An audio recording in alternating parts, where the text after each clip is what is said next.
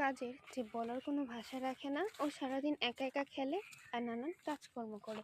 ওর যেহেতু কোনো বন্ধু নেই, কাজে ও সবসময় আমাদের সাথেই কথাবার্তা বলে। মাঝে মাঝে তো একা একা কথা বলতে বলতে কাজ করে।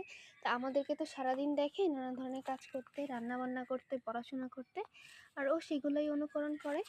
ও মাঝে মাঝে ঘর ঝাড়ু দেয়, তারপর বটি দিয়ে তরকারি কাটে, এবং এখন লতি খুঁজতেছে, কারণ দাদু এখান থেকে লতি নিয়ে ওই মাছ দিয়ে রান্না করে, তো সেটা দেখার জন্য আপনাদেরকে দেখাচ্ছি। ও কিছু লতি তুলেও রাখছে।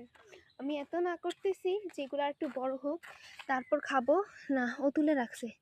এই হুমায়রা, তোমার হাতে তো জ্ঞান লাগবো।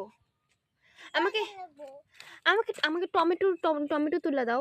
আবু টমেটো দিয়ে ভিডিও করবে, এগুলো আমি ঘরে নিয়ে রাখতেছি। এগুলো এখানে থাকতো, আমাকে টমেটো তুলে দাও। আমি এই বাসার কোথায় কি আছে কিছুই জানি না, বাট আমার বোন সব কিছু জানে, কোন জায়গায় কোন জিনিসটা আছে। তো ওরে এখন নিয়ে যাইতেছি আমাদের টমেটো গাছের এইদিকে। পাকা টমেটো লাগবে, লাল রঙের। কোথায় টমেটো? এই যে টমেটো গাছ।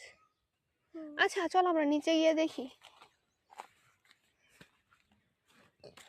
এখান দিয়ে সম্ভবত ঢুকা লাগে। সাপে কামড় মারবে? তুমি সাবধানে আসো, আসো আসো, সাবধানে আসো। আমি একটা ভিডিও শুটের জন্য নিব টমেটো।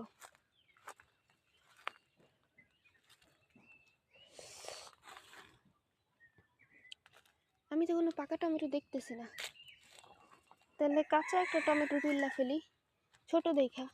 এত দূর তো কষ্ট করে আসার কোনো মানে হয় না।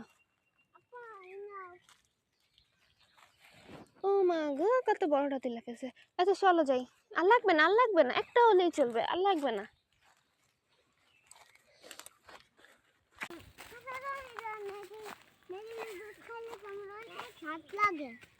আচ্ছা ঠিক আছে, পরে রান্না করে দিব।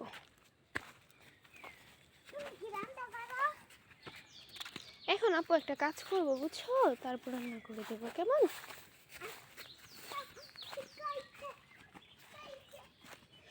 এই তুমি কচু আর ধরো না, জ্ঞান লাগবো বুঝছো।